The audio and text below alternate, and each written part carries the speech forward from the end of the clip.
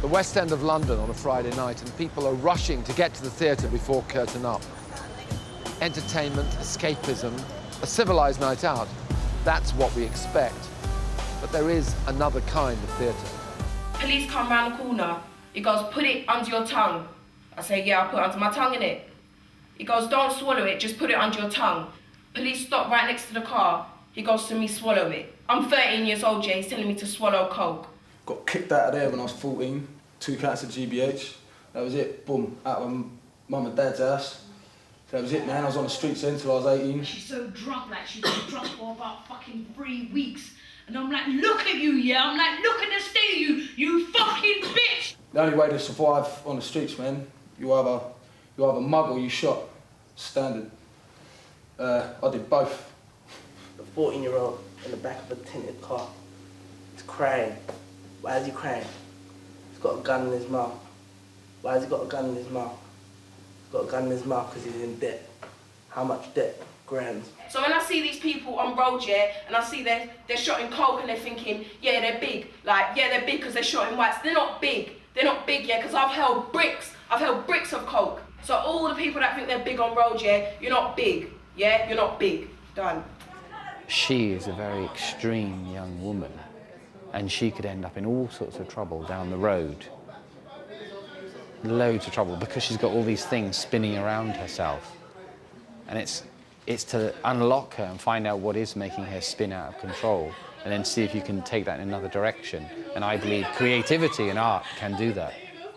And that's how our extraordinary journey begins, in a small room not far from here.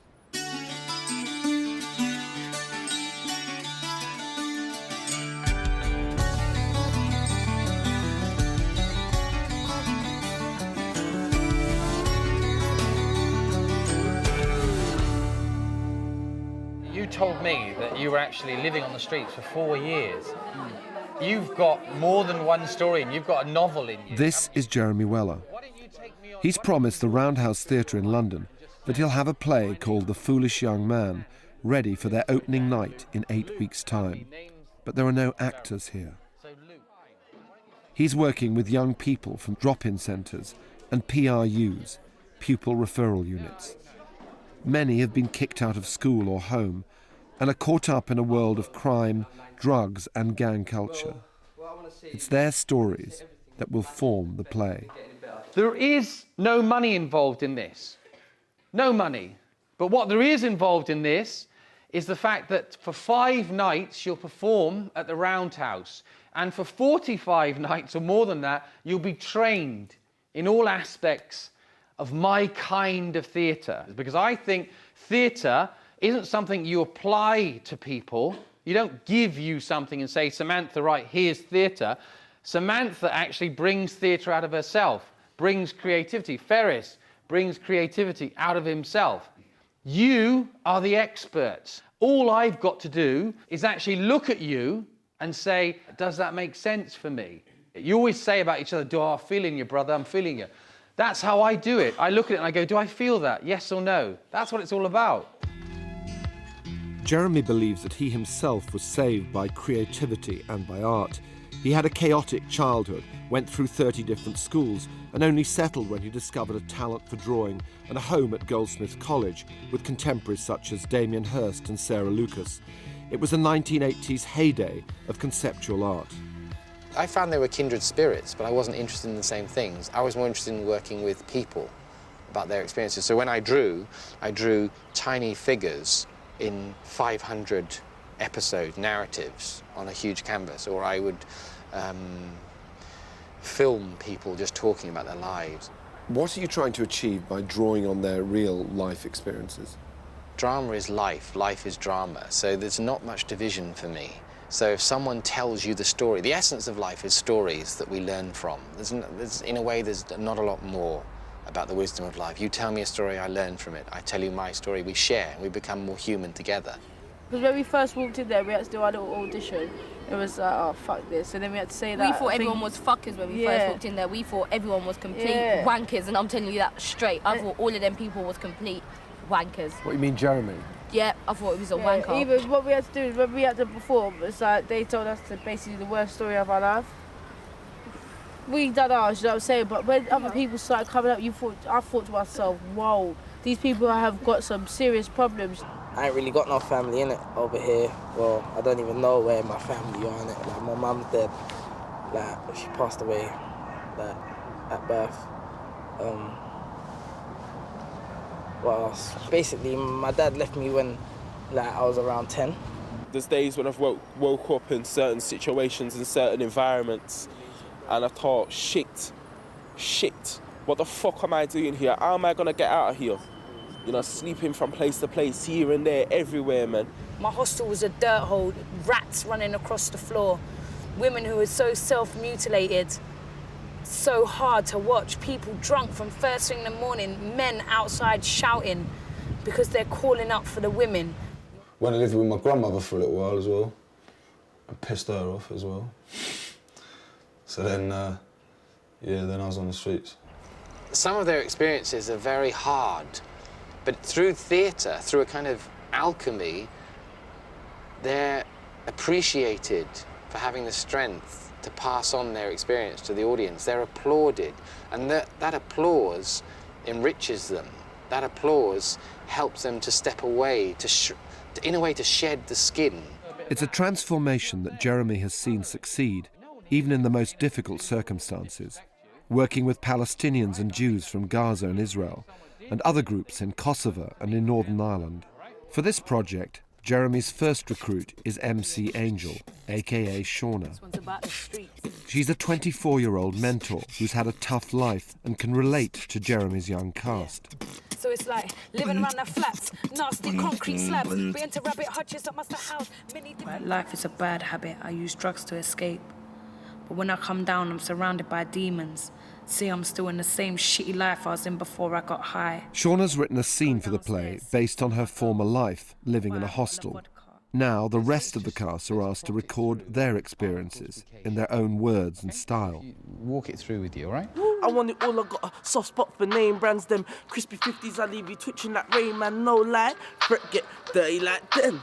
Sick sometimes when midnight strikes at Big Ben, but for now, I'm burning rubber, I won't stop till I'm earning proper. Listen, you be hyped like my local newsagent. Jeremy records their stories, shaping them into a basic script.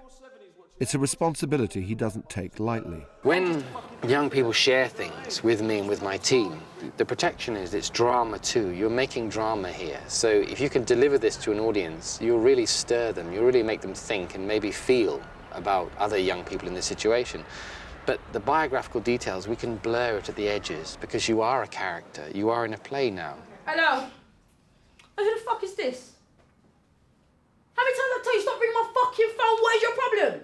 The phone thing that Keisha did, we were in an improvisation and the phone went. She said, hang on, sorry, Jeremy, I've got to answer this. Yeah, what is it? What? Get down here then if you want to fight, I'll do you, you know. And I was like this. And I said to her, right, we'll include that as part of the scene. Just don't let me see you, blood. I'll tell you that. Yeah? Come off my line. Seriously, come off my fucking line. Right, okay. David, have you been introduced? No. Right, Luke, take a seat with David. Talk through your scenes. Jeremy's enlisted the help of professional actor David Harewood. He'll be the anchor, the foolish young man of the play's title. It's like The View. Yeah, that's why I bought the flat, really, you know, because I just really like the, I kind of stare out the window sometimes and just, you know. The bare bones of the play are already in place. David's a city gent who's fed up with the trappings of his own success. He invites a young homeless man into his flat in the hope that his own existence will somehow become more worthwhile. It's great, isn't it, you know? Well, you know, it's just get a bit of a buzz from this, you know. What do you mean a buzz? Well, I mean, you know, there's someone new in your flat. It's a story born of Jeremy's own experience. I gather that you once opened up your house to kids like these. Well, I didn't so much open it up. It was one of these things, it was like water under a door. It just started rolling in, and so I kind of opened the door and said, there you go. And I turned around and there was 2 young boys that had been homeless. There was a guy who'd been an alcoholic for 40 years, and I had a recovering heroin addict as well. And I was woken up one day with a bearded, techie guy, big sweaty monster of a man, and a frying pan was thrust in. Fry up, breakfast. And I thought, this just isn't working. It's true. Yeah. So you were that foolish young man then?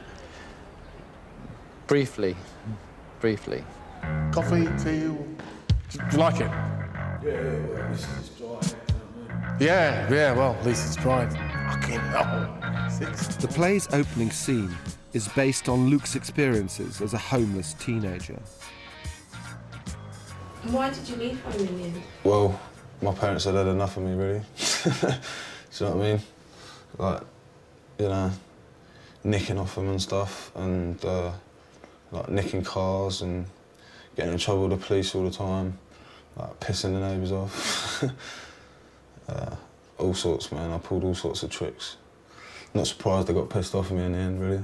But I'm Dave Richards, and you're you don't need to know my name, brother. For Luke, the scenario of a stranger providing him with shelter would have been a dream come true a few years ago. When you're looking for somewhere to stay and stuff, it doesn't really matter as long as it's dry and, you know what I mean? You know, you're not going to get disturbed first thing in the morning. So like, places like this are spot on, man. All the windows are boarded up on the bottom floor, so no one can get in to disturb you. The door's just got flimsy little bolts on it. Obviously, someone's had to go at the top one already. You've got to be able to turn the water back on and the gas back on, but that's not too much of a hassle. The main thing is the electric. You just go to one of the main switchboards on the street and just turn it back on. Because that could be good, actually, because Luke could be saying, what do you think of my place scene? Here. Luke could be going, what do you think of it? To Ferris. What we're doing at the moment is we're trying to sort out kind of sequences, and we're trying to sort out a kind of logic for how this play unfolds. We'll put it here because that's the kind of common things down here. And then you have the kind of introduction of the kids in the house. Then you have this one. By the way, Yenna's like this without drugs. She's never taken any drugs. This is her normal energy level. I think you should explain who Yenla is. Yenla has worked with me for 10 years. Nearly 10 years. And she's, she was an actor in a project in Denmark called Kvinner, Women. And then from there, she started to work with the company as an associate director. Are you really in charge, Yenla? I'm afraid to answer that question. No, of course I'm not. I just sometimes think that I know what Jeremy's thinking. Sometimes I'm right, sometimes I'm wrong. Bloody hell. Right. Then you have, I want to be your friend at the window. Yenla's Danish. Oh, Jeremy, can we just do this for fuck's sake? That's on film. No, it's not. Yes, it is. 19-year-old Jamal moved around the north of England until he came to London a year ago, hoping to find work. It was hard because, you know, when you come to a big city like London, I think I had a kind of ignorance about me that I would come straight down and I'd land a job the first week.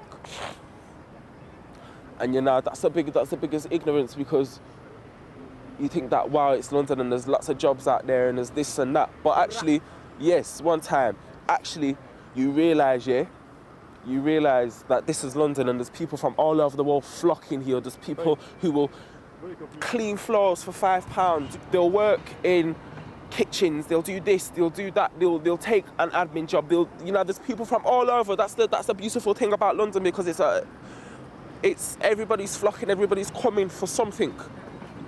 Me now coming from up north, coming down, and it's not there. I was kind of disillusioned, so it's how it is. What makes you feel good about yourself? Feeding a bunch of fucking tramps, lunatics, fucking kids in PRUs, rapists, letting them stay in your house. Well, I don't see them as that. How's it gonna fucking help anything? You don't see it as that. I fucking see it as that, because I'm one of them scumbags. I fucking know. I think what you get as an audience is totally visceral, emotional truth that, in a sense, is very hard to put up a protection against. And I think that's the essence of this my kind of theatre, is that your defences against the other, unknown other, the stranger, is broken down emotionally and with feelings. What did you come here for? I come here for a fucking bed! In the play, Jamal's character also ends up staying at David's flat, but soon discovers that the security he craves can't be found there. You came here to find your fucking dad. Don't take it out on me, because I'm not your father! As a mixed-race child, or a black child, however you want to see me growing up without my dad there and stuff, it does affect you if you're growing up in a racist white environment.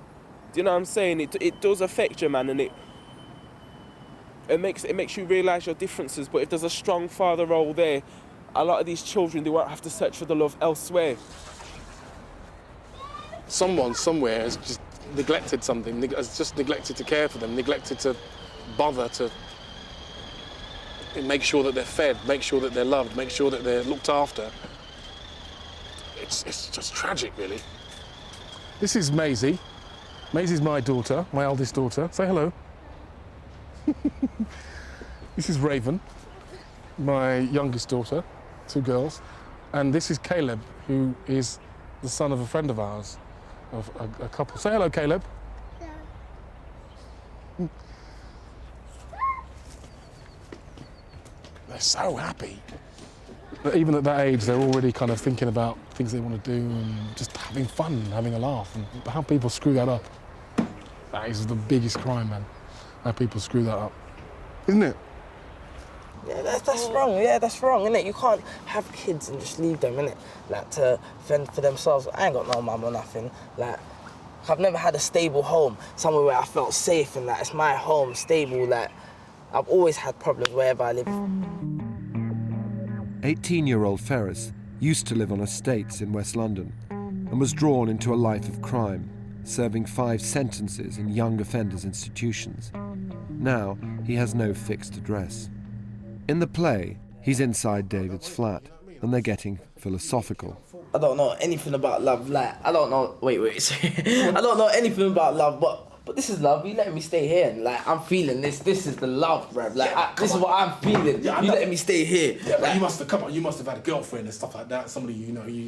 Look, just do me a favor. Don't fucking talk to me about love. Yeah, I ain't been loved. I ain't loved. I don't want to be loved. Yeah, just like don't talk to me about love, innit? Like, why are you trying to dig at my soft spot? Like, what's wrong with you? I'm sorry. Like, I didn't want to upset you. I'm really sorry. But love, what is love?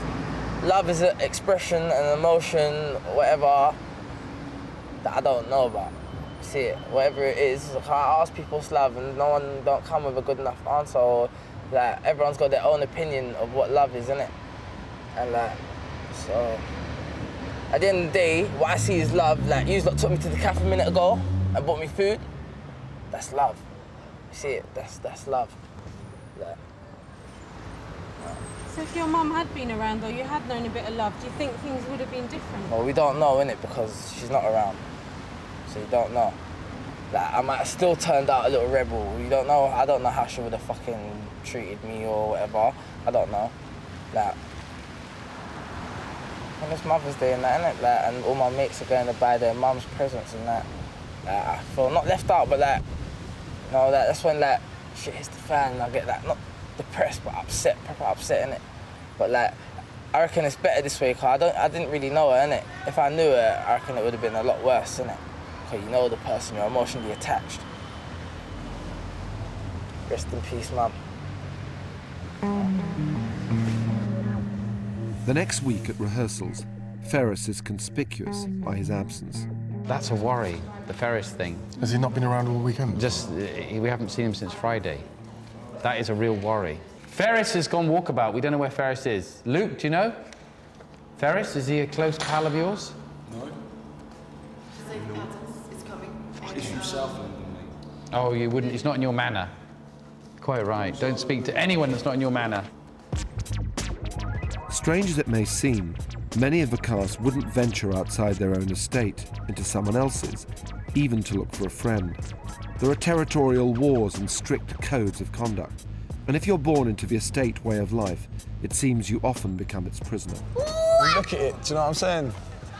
Are you supposed to fucking climb higher in life, do you know what I mean, when you come from places like this, man? Yeah! Hey, stop that, do you know what I mean? It's just everywhere's grey, everywhere's fucking dirty and dank, do you know what I mean? It's hard, man. All these kids, what are they gonna do? I grew up in a council estate in Camden, single mom, Irish parents. Your dad weren't really around. Life was hard, you know, I was brought up around a lot of squat parties, hippies, a lot of drugs from a very young age. And then like up there, that's where I grew up, that's my flat up there. This is still cannabis. I come outside and roll spliffs. Right, this is the way to happiness, yeah? I think we're rolling up some happiness. Puff away some motivation and just be sat around here with this to look at.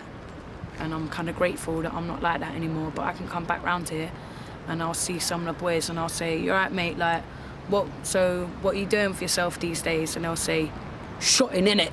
Shotting." Like, selling drugs. Because that's the mentality of how to do anything, because you're sitting around, all your parents are selling drugs and that.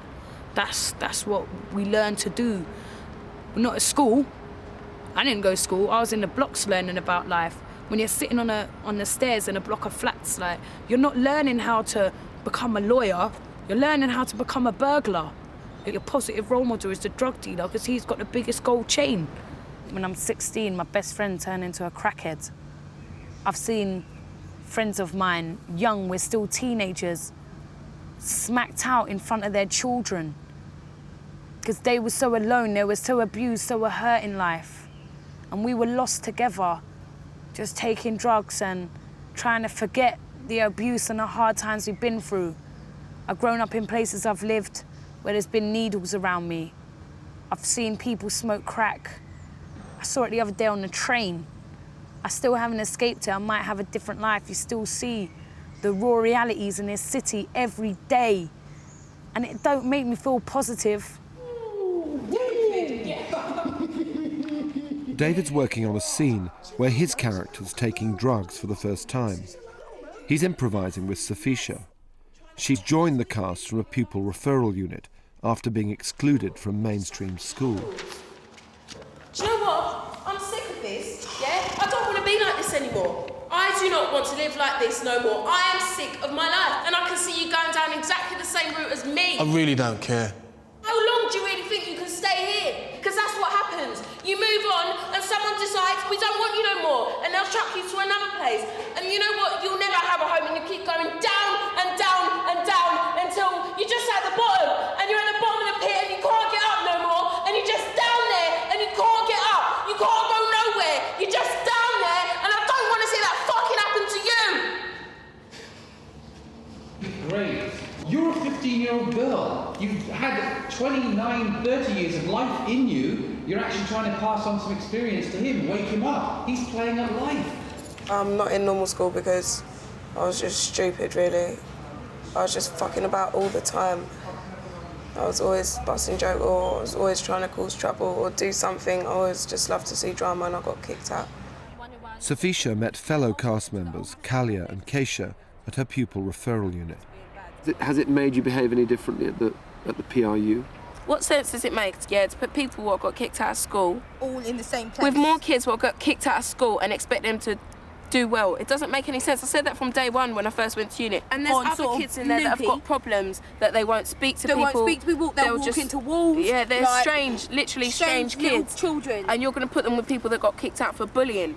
I'll start terrorising It's just them. like, I don't know how to explain it. I'm not a bad person, but if there's someone that is just so bloody funny that you just really, when you're in a bad mood and you just think they're just there and you can just take the piss out of them. It's so cold. Everyone does it, and I just feel like that whole unit has just gone to pot, really.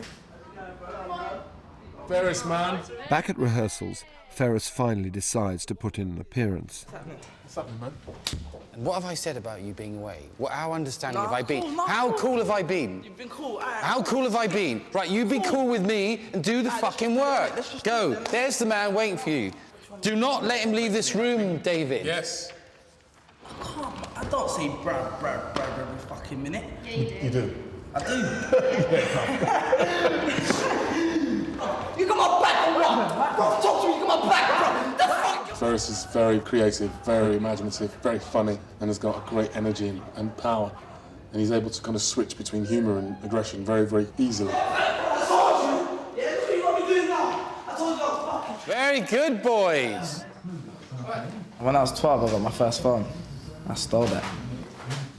at the time, you don't even think it's bad what you're doing, innit? Like, when you rob a woman for her handbag and you've got her credit cards and that, you don't think of like, oh, she might have to feed her kids or something like that. You don't think of it, innit? You just think about what you're getting, how you could use them credit cards, how you, like, like, you just care about what's in it for you, innit? Like, you don't really think of the consequences when you're young, but when you grow up now, you start thinking about consequences and like, how would you like it if someone done that to your sister or mother or something like that. But what are the consequences for you though, Ferris? I got people on my case and whatnot, innit? I just wear my hat low. I don't really want to like be seen in it, so I've always got to look around and see who's around me. I always look around like, who's that? If a car pulls up slowly, like, just to park, I get paranoid, like, anything, like, I'm just a paranoid person. It must be exhausting living your life like that. How does it feel? I don't know, you just get used to it, innit? You just get used to living like that. You get used to looking over your shoulder. It just becomes a natural reaction. And how do you think you're ever going to move on and get out of this life? You know what? I don't know, that a miracle has to occur, innit? It's like a miracle has to occur, I don't know. I don't know how I'm gonna get out of this life. You said to me, within this theatre space, here they have a chance to discover themselves, whereas outside, they're kind of role-playing. Yeah. And that paradox is very enlightening, I think. For me, that's the central question of all the theatre and art I've ever done.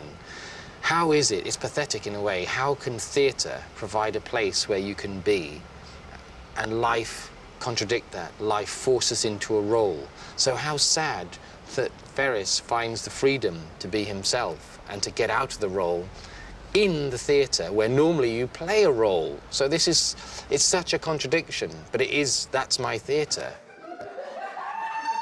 Now Ferris and the others are feeling comfortable enough to be themselves, and it's all part of Jeremy's plan.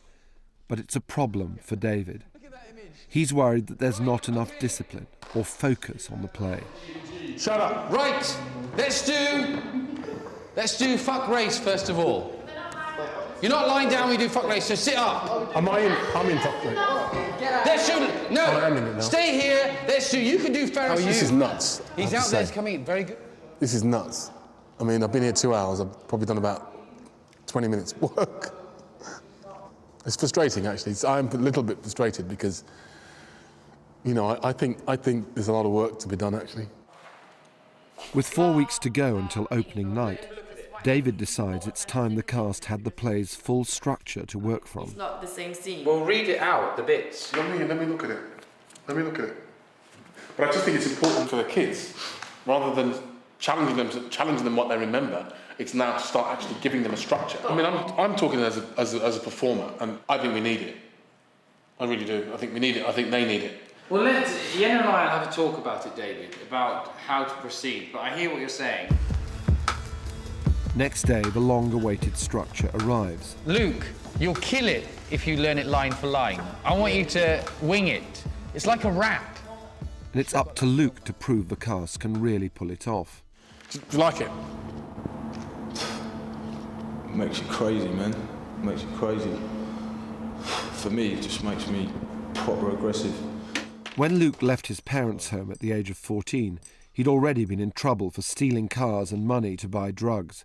Soon after, he started selling them. All I wanted to do for years was just get high, all the time.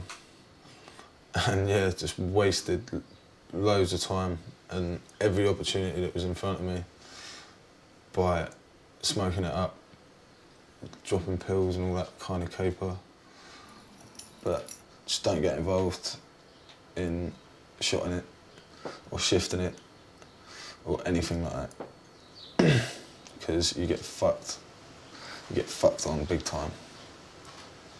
You always start getting high off your own supply and you end up getting into debt and then you end up getting fucked up. And people die. I mean, my mate that was murdered, he was murdered in the middle of an estate.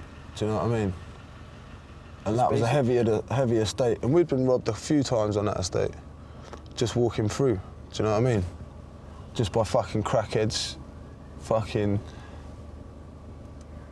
I don't suppose it matters where you go, though. You get crackheads everywhere, don't you? If you think you of get someone crackheads down in Mayfair, don't they you? get robbed in broad daylight, they get taken to an alleyway or a blind spot, and an estate is just one massive blind spot. That's it. And nobody talks, man. That's why no one got prosecuted for my friend's murder. Because no one will talk. Yeah. I'm not surprised that no one came forward and said anything, because, you know what I mean? If it had been the other way around, it had been my friend that had done the stabbing, do you know what I mean? I wouldn't have said anything. I wouldn't have said a thing. It was like a punch in the face. Like, when he died, I just didn't know what was going on most of the time. This one day, it was only a couple of weeks after it had happened. Okay, now we'll stop there for a minute. I want to see that decision in your head. Can we start from the beginning? Yeah, sure. In the middle of rehearsals, David gets a call. It's the producers of Blood Diamond, a film he's making with Leonardo DiCaprio.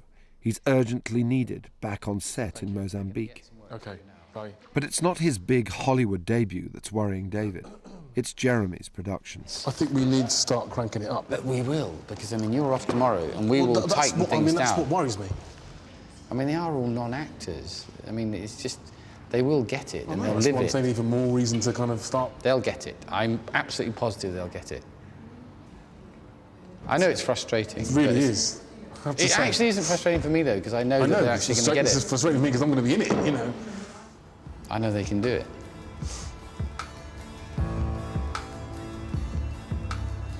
I'm just anxious.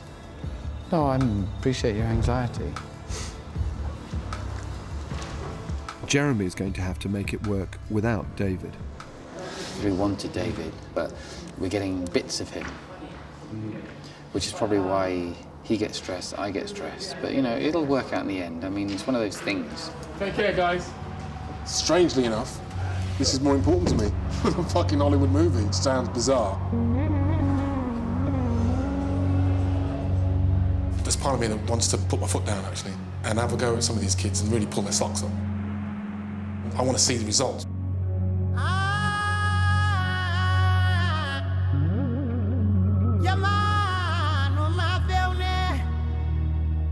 Now that the cast are beginning to understand that they're role-playing in their real lives, it's time to ask why. What are you learning here about yourselves? Coming here made me realise that there's more than my estate in this world, innit? Like, there's more to this world than just my estate, innit? Like, I've left the estate and I come down, look, I'm in fucking Camden, Chalk Farm.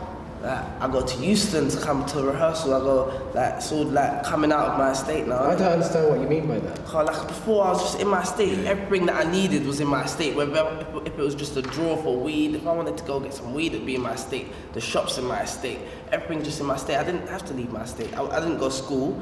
I was just out hanging around with my mates, innit? So you'd just be out on your estate, innit? That's it. It's a state of mind, a mentality, man. What do you mean? If you're in like that type of environment a lot of the time. If I'm back on the estate, I slip, innit? Like when you're walking around broke and you're seeing people with things, it's tempting, innit, to just like take their shit, innit? Because you're broke, innit? You ain't got nothing, so it's temptation, innit? Personally, on my estate, there's no role model. The person who's got the best thing is who's got the fattest chaps on the block. And who's the person who's gonna have the fattest chaps on the block is the person that's doing the most crime. What's chaps? Like a big fat gold bracelet. Who's got like the biggest bracelet? Or who's got the biggest diamond watch, or who's got the best moped? Yeah. Who's got the newest car? Who's got the new got car? the best shoes? Yeah. Who's got the best whatever? Do you know, as Sean said, yeah, I believe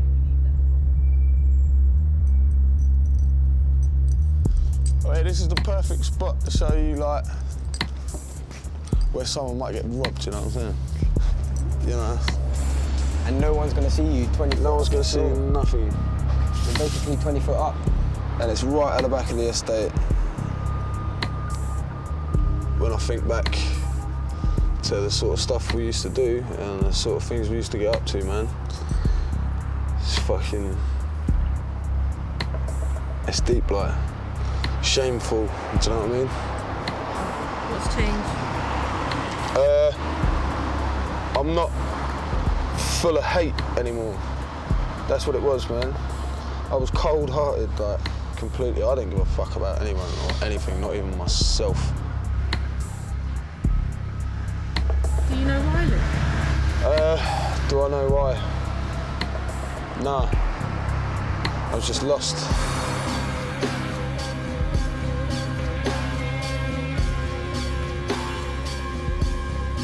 There's so much creative potential in these young people that could easily go in another direction. Now, just as those young people in France burnt 11,000 cars, it's a message. Materially, I want to share in these things. If I can't share in the values of your culture, I'll destroy this culture. Here I am, here's your burning car. People have to participate, because at the moment, everything's in place for something much worse than France, here. 5,000 miles away, on the Blood Diamond set, David's made up and in character for his part as Captain Poison, rebel leader of Sierra Leone's Revolutionary United Front. So I've just been kind of hanging around, waiting, which is part of the film business. Nothing else for it, really, but get out the old pink folder. And I'm currently looking at my scene with Ferris, because I think I know my lines for Blood Diamond, so I don't have to worry about that. OK, so let's start again. Back at rehearsals, the rest of the cast don't seem to be quite so conscientious. There's no such thing as racism. Have you ever experienced it? No, because there's no such thing as racism. That's what I'm trying to say. Right, guys, hold it. This is... Take this. Passion, Jamal, and chat shit, Mo. Luke, come in, come in. Fuck no, boys. I can hear you from down the road. I'll fucking... You chat shit. It's her, isn't it? It's about what he's doing. It's about what he's doing. About fucking... Right, guys, come and talk to me. Luke, Mo, Jamal, come and talk to me out here, please.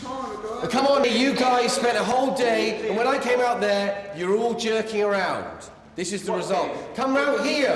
Come out here. Jamal, come out here. It wasn't my fault.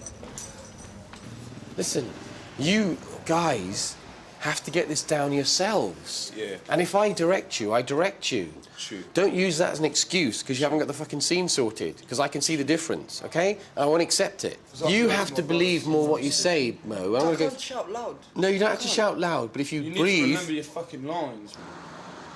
Let's go.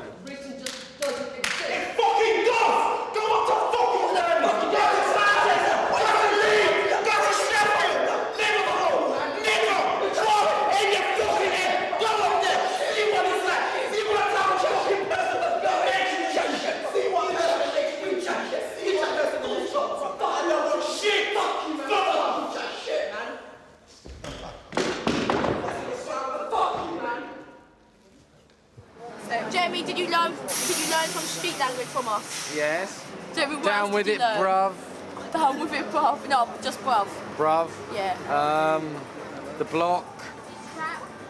What's a strap, Jeremy? Shanked. What's a strap? I don't know what a strap is. A gun.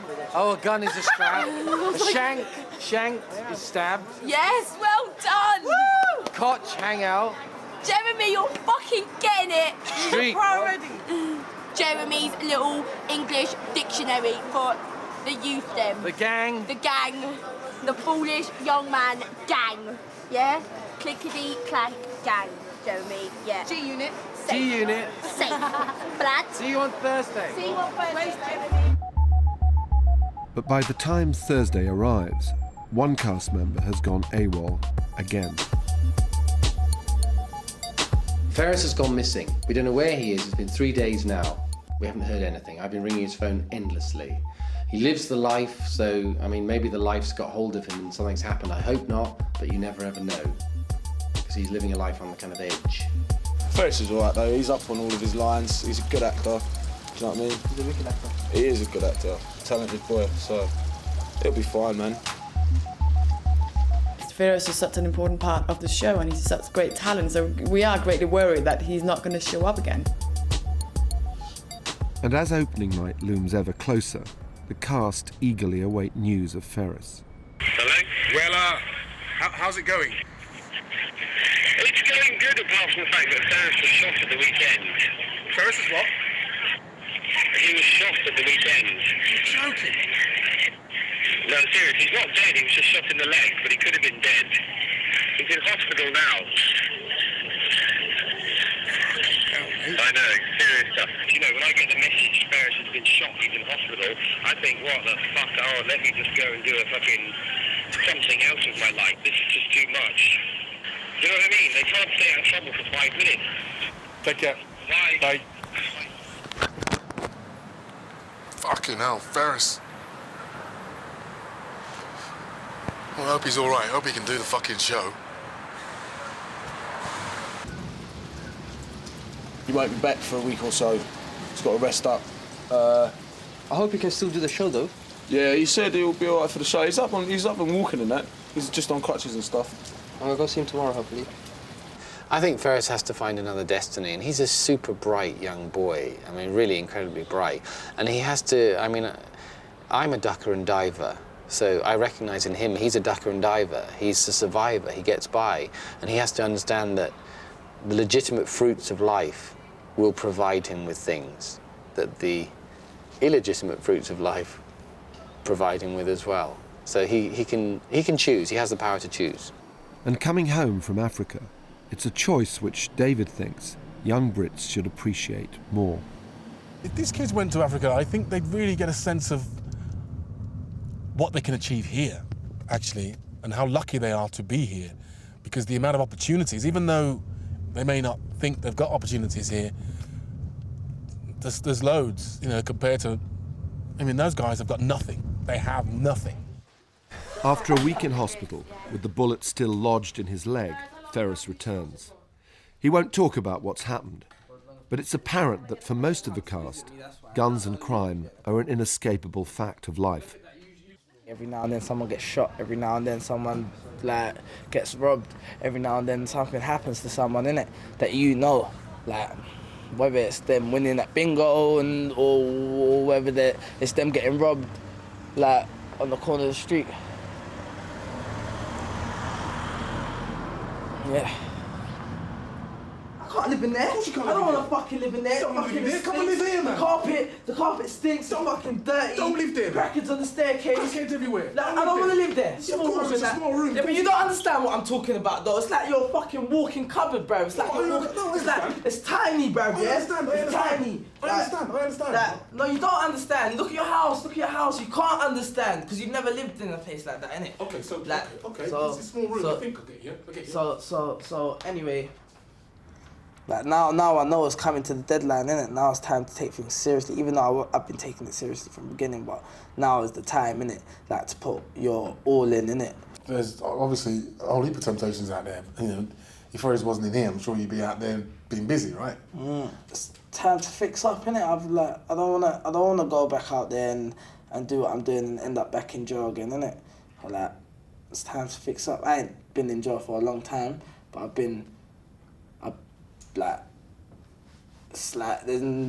it's a waste of time, innit? It's a waste of time. I don't want to be in jail no more. I don't want to live the life that I'm living. I want to live a good life, innit? Now I want to fix my life, blood. I want to make things right, blood, and see that light, blood. It's the day the cast have been waiting for, their first rehearsal at the Roundhouse. It's getting closer. The closer it gets, the more nervous you get, I think. But it's like a mixture of nerves and excitement, so it's all good, do you know what I mean? Where's Safisha then? 5 minutes away in teenage time means 5 years. Oh, yeah. Jeremy needs to rush everyone through a dress rehearsal, but he's still waiting for a full cast. Yeah, we got 1 day left. Tomorrow's our last... Oh no, tomorrow's the performance. Oh yeah. Ooh. Crumbs. Yeah, tomorrow's the performance. I think we'll be fine. But, you know... Hello! The chaos of the street entering the stage and the lives of the young people, that's been the biggest hurdle this week. And also, when you read a newspaper headline and you read about young people's lives, that's one thing. You could get outraged, you could get shocked, you could get moved. But actually, when those lives enter your world, you have to react. My team are trying to find our way through it, to make some order out of it. What you see on the stage finally will be a mixture of the streets and the stage, art, life, chaos, order, all mixed together. Jeremy, I realised yesterday, you think I'm actually quite stupid. I'm a very smart person. I know right? that. You have canoodled this whole situation, so everyone's stories is like everyone's person. This one is on the run. What a coincidence, not trying to be funny, but do you know what I mean? You're a bit of a mad one, always like, do you know what I mean? Like preaching to everybody and saying what it is you need to say. Sure, no, I'm not saying you're a crackhead, but you're sure, no, you know what I mean? You're bold and you stand out from wherever you are. Keisha, come on now, she's always screaming. We don't really need to say much more. Guys, here we go, Kalia. Jeremy's desperate to get all the way through the play without stopping, something they've never even attempted before. It's their one and only chance before opening night tomorrow. Okay, for now though, good luck, kick ass, all right? Everything's going well, and as usual, Keisha's giving her all. Are you trying to play smart? Everything happens in freeze and you know that! But then she gets worried that people are laughing at her performance. I've just been, unwind, kind of. Please don't put me off. Keep going, you're doing well. You're on it.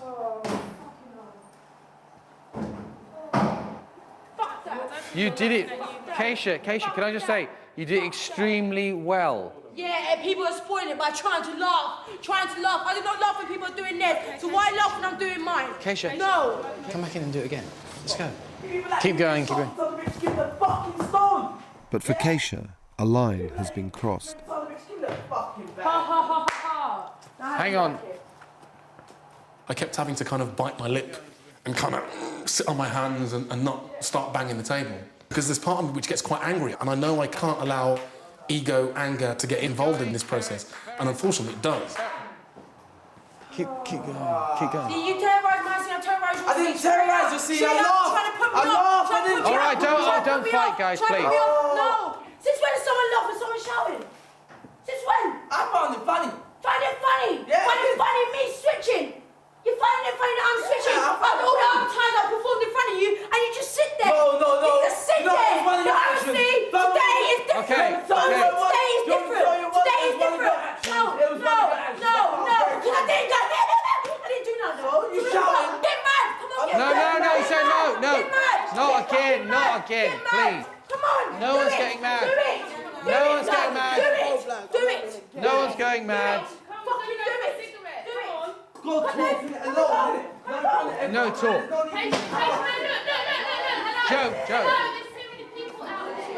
Joe, they're going to talk. Oh. It's got a lot to do with tensions and just a lot of emotion and stuff, man. What if this happens tomorrow? It won't happen tomorrow because, there's an audience there, a paying audience, with, hand-picked out of 16 people, and we're going to do it. We're not going to make ourselves look like twats. So each individual person, if I see that, they're the least bit grumpy or whatever, I'll just make them laugh. We'll talk and we'll do it. Bang. Is that going to go now, yeah? This is the last run through, so everyone's on edge, do you know what I mean? And yeah, she just, everything, a lot of them are a bit younger, do you know what I mean? So the stress levels are even higher, so it's just nerves, I think. I am really sorry for switching for no fucking reason at all. I'm really sorry. I don't know, I need to build my confidence up a bit more, you know what I'm saying? It's my nerves just going all over the place. I don't know, if I'm doing this right. I don't know whether I'm doing that right. I don't know, it's all fucked up, but I know I'm going to do good anyway. I ain't going to let no one put me off, you know what I'm saying? Because it's true what Ferris was saying. People are going to be laughing at me in the audience, you know what I'm saying? But I just have to blank them out, you know what I'm saying? And just get on with it. The dress rehearsal gets going again, and a monologue Jamal has written is being heard for the first time by the rest of the cast. Why didn't you look for me?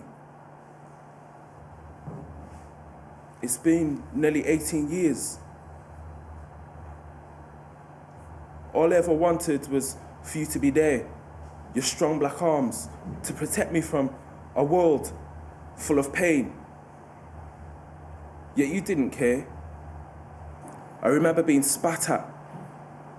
I'd wonder why they treat me so differently in school. The pleasure in their eyes they got from calling me nigger, coon, wog. It killed me, man. I was ashamed of being black.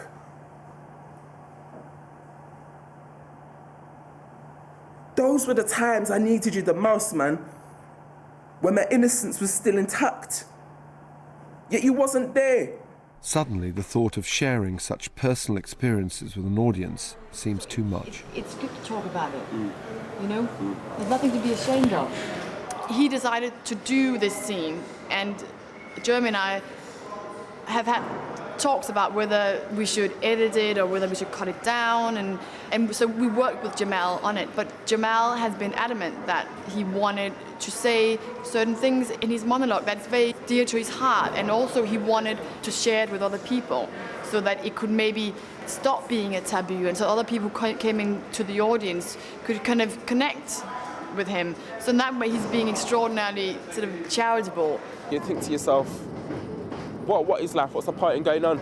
But when you get out of that and when you reach that, that's proof that, you know, once you're at the fucking bottom, once you're down there, the only way is up. The only way you can drag yourself is up, and that's where I'm going, man. It's a slow ascent, but I'm making myself to the top. That's what I'm gonna do. David, are you alright? David, Are you alright, bro? No, it's good, it's good, it's good. You sure? He's moved. Moved by the emotion. He's moved by the emotion. That was wicked, mate. That was wicked. David, well done. Really. Oh, Joe, why is he Cool. Serious. Why is he upset? Jamal's scene just breaks me up, man. It breaks me up. Yeah, that is. Jamal really moved me. I couldn't speak afterwards. I was kind of upset. Stuff he's had to live through, and so that was the first black men he'd ever met that had not been aggressive towards him or that had shown him some respect. So it was upsetting on that level.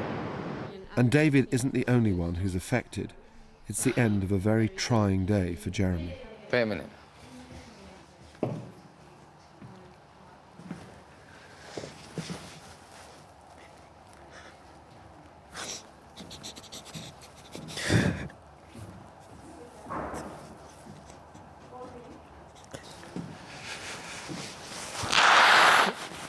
Fucking hell. It's just all fucking moving.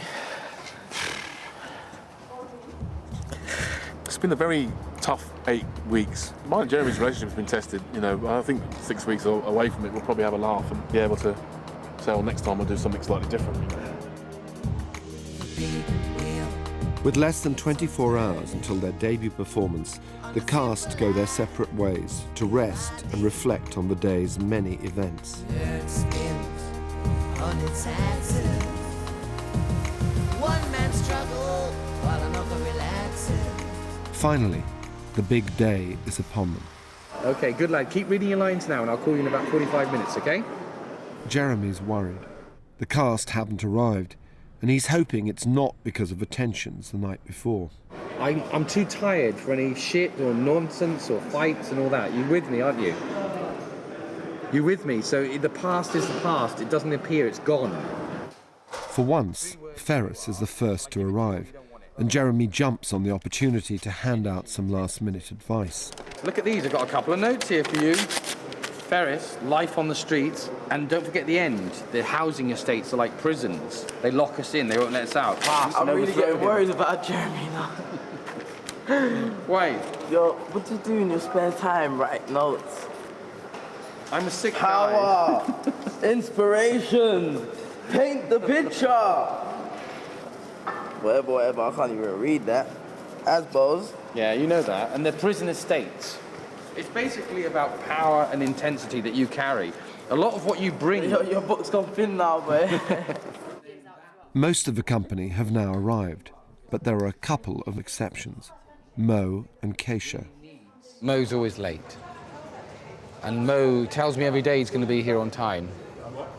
Every day he reassures me, every day he lies. Mo's having a haircut. You know, he could have got up a bit earlier and had a haircut. Yeah, but you know, he'll be here 3 minutes before with his new hair. Worth everything, then, Yeah. I suggest. Yeah, worth no, everything. I I mean, because after all, his hair was crazy yesterday.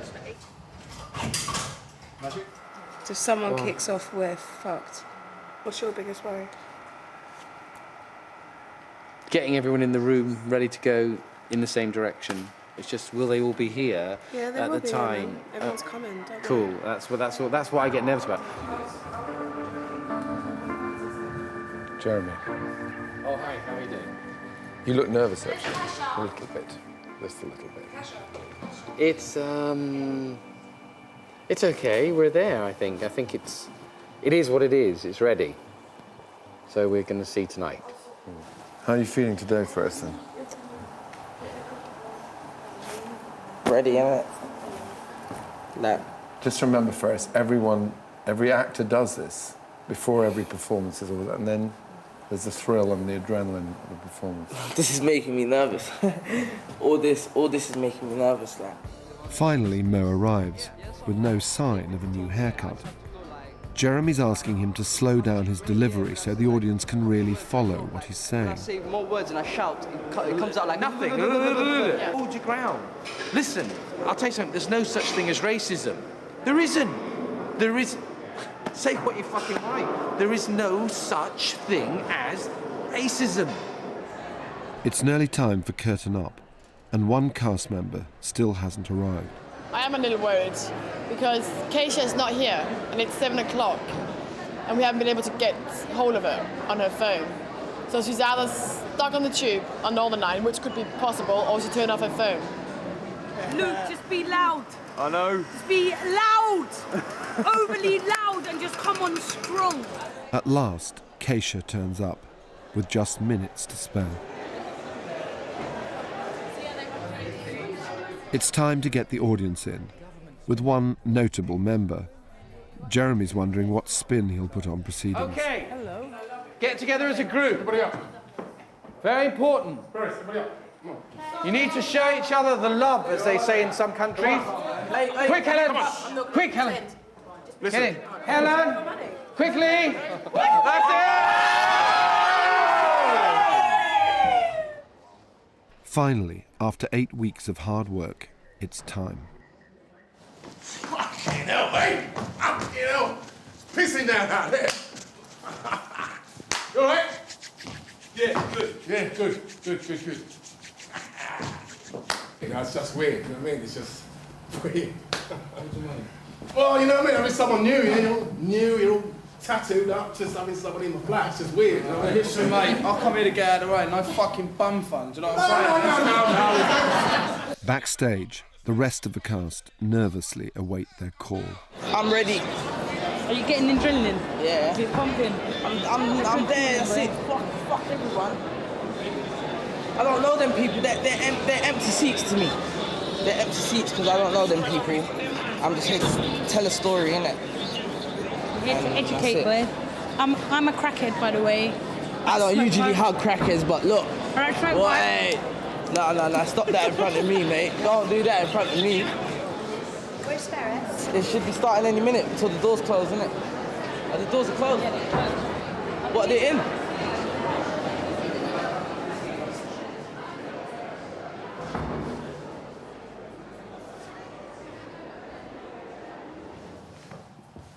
What is all this about, though, mate? Huh? Why the fuck are you being so friendly to me? Huh? I'm a friendly guy. I'm just a friendly guy. You're a friendly guy? Yeah. Oh, so now I can stay. You've known me for 2 minutes, but you won't let me come stay in your house. I'm just extending, you know what I mean? I'm just being a bit... But I can stay here, yeah? For a little while. How long? Couple months? If you do, you won't have to have that fucking... The crackhead there, the Johnny, you won't have to have that, you know what I mean? Come and stay here for a little, and then you won't have to mug people, like, you won't have to nick women's handbags, you know what I mean? Why? You gonna give me money? Well, I can't just give you money. You're gonna get me a job. That's what you're gonna do, innit? I can't get... I'm not gonna kick you job, I'm just saying, just come and hang out for a little How while. the fuck are you gonna stop me from mugging people, bruh? Well, just come and hang out a little bit, you know what I mean? So I can stay here though, yeah? I can stay here. For a little while. I can stay here. For how long? Couple months, yeah? You're confusing me. What? No, you're confusing me. You told me I can stay. Don't switch on me, yeah? I'm not switching. I'm switching, aim. That's what I'm doing. I'm switching, yeah. This is Jack Daniels with 0.0% of alcohol. 100% tea. No milk. No sugar. But whilst Ferris is celebrating, Mo is unhappy with his performance. No, it's just, I forgot some stuff I was saying it. It's just, exactly what Jeremy was telling me. Jamal's overcome his anxiety and decides to keep his monologue in the play. I wanted you to look for me and tell me to be proud of my colour. tell me that I was your beautiful brown prince, yet you never came. At the end of school, I'd stare out that window, waiting for you, just waiting, yet you never did come. I need to know you care. You at least tried to look for me, man. Somewhere through the mists, you thought of me. You cared.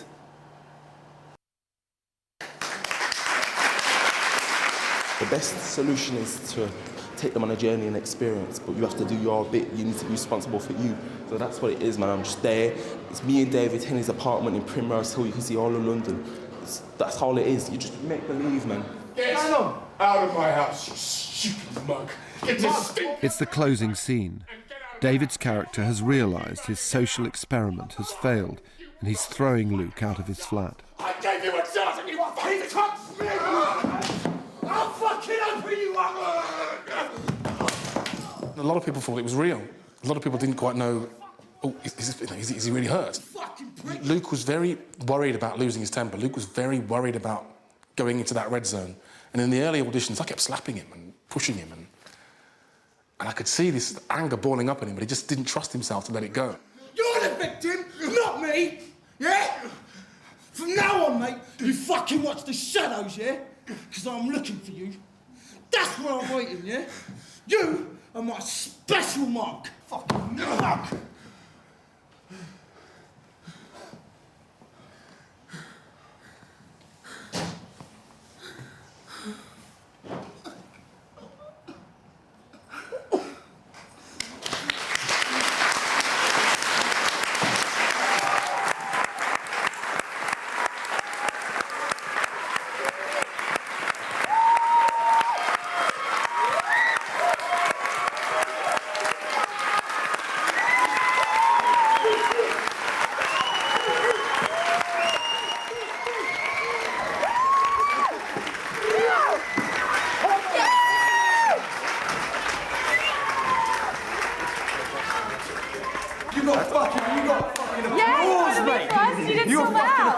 I can hear him out here. Take it, man. I'm just a packy in it. I don't know how to take it.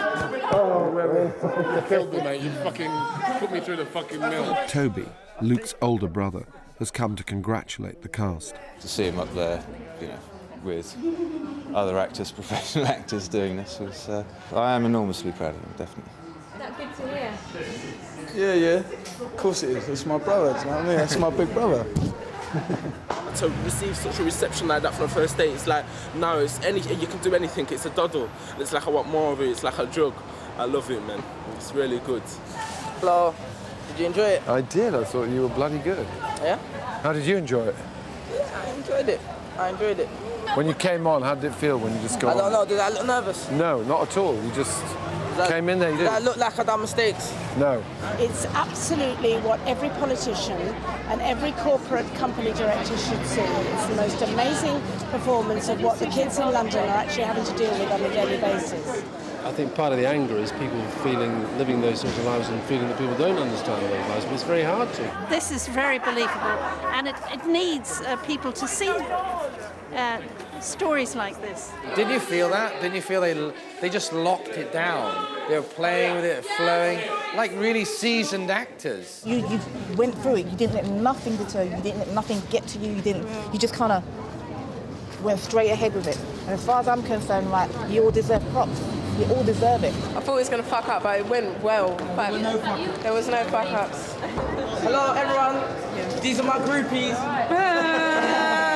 Do you realise how tearful you've made people? She couldn't stop crying, and I'm telling you, never going to forget tonight. That was amazing.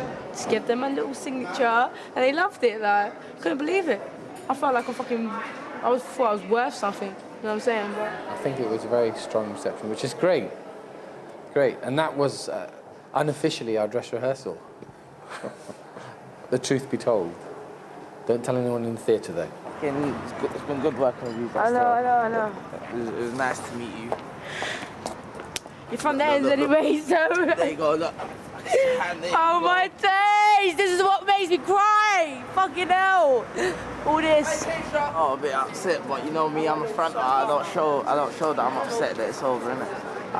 I'll just put up a front and go on. I'm not upset, innit? So.